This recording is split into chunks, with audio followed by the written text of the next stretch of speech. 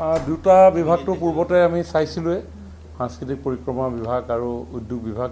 এই দুটা বিভাগ পূৰ্বতে আমি চোৱাৰ অভিজ্ঞতা আমাৰ আছে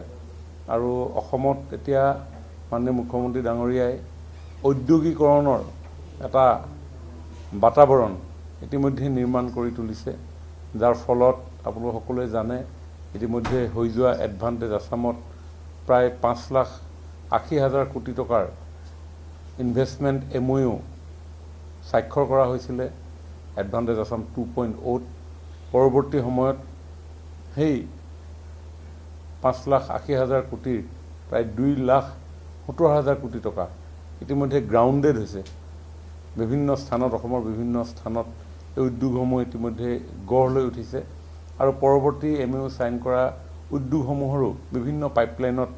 কামসমূহ আগবাঢ়ি আছে অনগোয়িং প্ৰচেছত আছে গতিকে এইখিনিক আমি স্পীড আপ কৰিব লাগিব এক্সপাৰ্ডেট কৰিব লাগিব ঠিক তেনেধৰণে আপোনালোকে ইতিমধ্যে গম পাইছে যে অহা জুলাই মাহত মাননীয় জাপানৰ প্ৰধানমন্ত্ৰী ডাঙৰীয়া অসমলৈ আহিব এটা আমাৰ অসমৰ কাৰণে অতি সৌভাগ্যৰ কথা যে জাপানৰ দৰে এখন উন্নত ৰাষ্ট্ৰৰ মুৰব্বীগৰাকীয়ে ভাৰতবৰ্ষৰ অসম প্ৰদেশত আহি তেখেতে 3টা দিন ইয়াতে কটাবহি নিশ্চিতভাৱে জাপানৰ দৰে এখন উন্নত ৰাজ্যৰ তথ্য প্ৰযুক্তি এইসমূহে আগন্তুক দিনত অসমৰ সম্ভাৱনা নিশ্চিতভাৱে আৰু বঢ়াই তুলিব এই যাত্ৰা এই ভ্ৰমণ আজিৰ পৰা প্ৰায় 7 বছৰমানৰ পূৰ্বৰ ভ্ৰমণ আছিল 19 চনত জাপানৰ প্ৰধানমন্ত্ৰী ডাঙৰীয়া অসমলৈ অহাৰ পৰিকল্পনা আছিল আৰু তেতিয়া আমি যথেষ্ট উৎসাহিত হৈছিলোঁ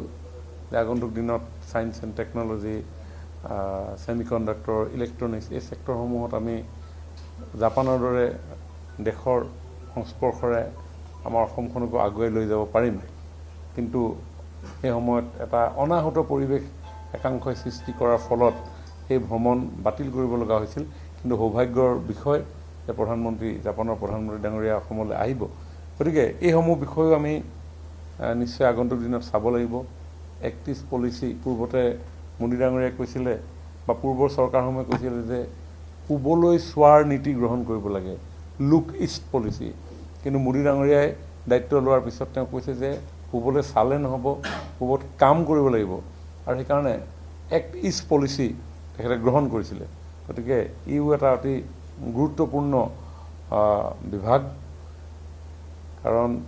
আন্তঃৰাষ্ট্ৰীয় প্ৰেক্ষাপটত অসমৰ বিভিন্ন ক্ষেত্ৰত আগুৱাই যোৱাৰ ক্ষেত্ৰত এই বিভাগটোৱে যথেষ্ট গুৰুত্বপূৰ্ণ ভূমিকা পালন কৰে গতিকে অন্যহাতে সাংস্কৃতিক বিভাগ প্ৰদান কৰিছে অসমৰ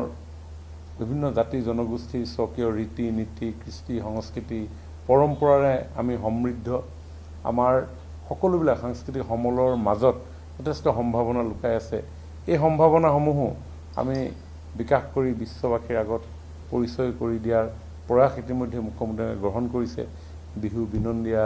ঝুমুৰ বিনন্দিনী বাগৰুম্বা দহৌ আমাৰ ঐতিহ্যমণ্ডিত cultural heritage tangible heritage Charaideo মৈদামক ইউনেস্কো হেৰিটেজ সাইট হিচাপে ঘোষণা কৰা ইত্যাদি ইত্যাদি বহু কাম আছে গতিকে আমাৰ জৈৱ বৈচিত্ৰতাৰ পৰা আৰম্ভ কৰি সাংস্কৃতিক ঐতিহ্য চেতনাবোধেৰে সমৃদ্ধ এই অসম সমাজ জীৱনখনক আগুৱাই লৈ যাবৰ কাৰণে সাংস্কৃতিক পৰিক্ৰমা বিভাগটোৰ যথেষ্ট গুৰুত্ব আছে গতিকে সকলো ৰাইজৰ সহযোগত আৰু বিশেষভাৱে আপোনালোকৰো সহযোগত সংবাদ মাধ্যমে এই বিষয়বিলাক ৰাইজৰ ওচৰলৈ লৈ যায় গতিকে এই বিষয়বিলাক আমি তেনেধৰণে আগুৱাই লৈ যোৱাৰ আমি প্ৰয়াস কৰিম গতিকে এইখিনিয়ে কথা